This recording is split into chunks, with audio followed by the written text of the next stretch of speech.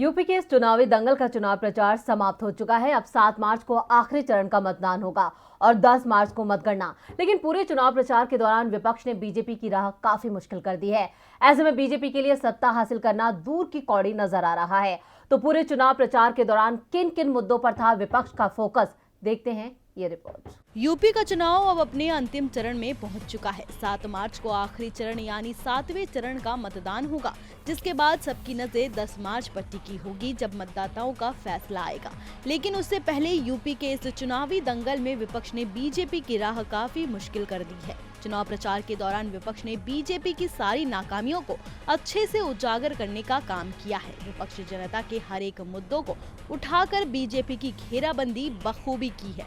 पूरे चुनाव प्रचार के दौरान विपक्ष ने जो मुद्दे सबसे ज्यादा भुनाया है वो है बेरोजगारी और महंगाई का। देश में एक तरफ बढ़ती महंगाई लोगों की कमर तोड़ रही है, वहीं देश के आधे से ज्यादा युवा बेरोजगार हैं। नीति आयोग का बहुआयामी गरीबी सूचकांक के आंकड़े बताते हैं कि यूपी में 37.9% आबादी गरीबी रेखा से नीचे है। 12 जिलों में ये आंकड़ा 50% से अधिक है और इनमें से 3 जिलों श्रावस्ती, बहराइच और बलरामपुर में ये 70% से ज्यादा है। प्रदेश पर 6,62,091 करोड़ का कर्ज है, जिसमें से 40% योगी सरकार की देन है। चुनाव प्रचार के दौरान कांग्रेस ने केंद्र की बीजेपी सरकार पर देश की सरकारी संपत्तियों को बेचने और युवाओं को रोजगार न देने का आरोप लगाकर बीजेपी पर जमकर निशाना साधा था।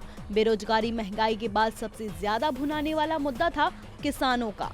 लखीमपुर खीरी कांड के बाद जिस किसान आंदोलन का जिक्र केवल पश्चिमी यूपी में था, अब उसके बारे में चर्चा पूरे यूपी में होने लगी। राजनीतिक पार्टियों की बात करें तो समाजवादी पार्टी, कांग्रेस और बहुजन समाज पार्टी जैसी तमाम विपक्षी पार्टियों ने लखीमपुर खीरी हत्याकांड की पूरी तरह भर्त्सना की और इस पर जमकर सियासत भी की।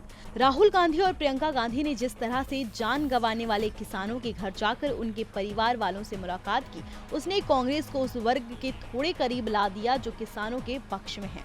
यूपी के किसानों के लिए सिर्फ 3 कृषि कानून और लखीमपुर खीरी कांड ही मुद्दा नहीं है, बल्कि और भी कई मुद्दे हैं। पश्चिमी यूपी में किसान जहां गन्ना की बकाया राशि को लेकर चिंतित है, वहीं कुछ किसान धान की एमएसपी पर खरीदे जाने की बात कर रहे हैं। लेकिन पूरे यूपी में किसानों का जो सबसे बड़ा मुद्दा है वो है छुट्टा जानवरों का मुद्दा, जिसे लेकर भी विपक्ष ने बीजेपी सरकार की खूब निंदा की। वहीं तीसरा अहम मुद्दा है पुरानी पेंशन की बहाली का। कर्मचारी संगठन अरसे से पुरानी पेंशन बहाली की मांग करते आ रहे हैं। समाजवादी पार्टी ने अपने घोषणा पत्र में पुरानी पेंशन बहाल करने का वादा करके इसे चुनावी मुद्दा बना दिया।